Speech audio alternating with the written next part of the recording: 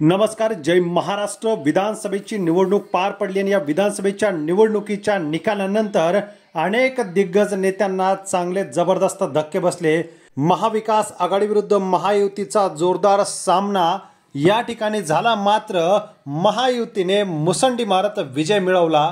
या विजयावरती अनेकांनी शंका उपस्थित केली. ईव्हीएमचा घोटाळा असल्याचंही बोलून दाखवलं. मात्र या ठिकाणी सत्ता स्थापन झाली. मुख्यमंत्र्याची शपथविधी सोहळा सुद्धा पार पडलेला आहे. यानंतर भारतीय जनता पक्षाला पुन्हा एकदा राज ठाकरे यांची आठवण आलेली आहे.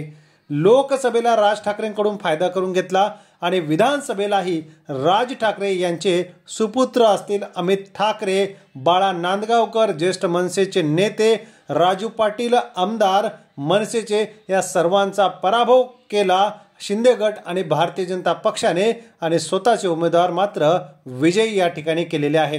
राज ठाकरे यांचा फायदा असेल तर आठवण होते.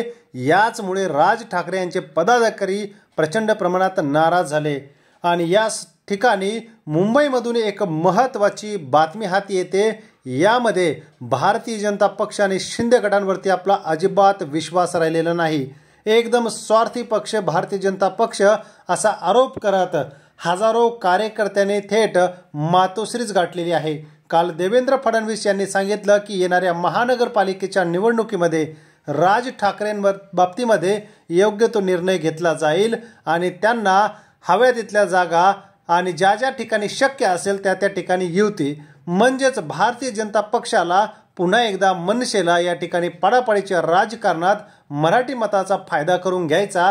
उद्धव ठाकरे आणि राज ठाकरे हे एकत्र येऊ नये म्हणून अनेक खेळ खेळायचे. याचमुळे आता भारतीय जनता पक्षाला कंटाळून आणि शिंदे गटांवरती विश्वास उडालेला असतानाच मनसेच्या हजारो कार्यकर्त्यांनी आज मातोश्री या ठिकाणी उद्धव ठाकरे यांच्या समवेत पक्षप्रवेश केलेला आहे.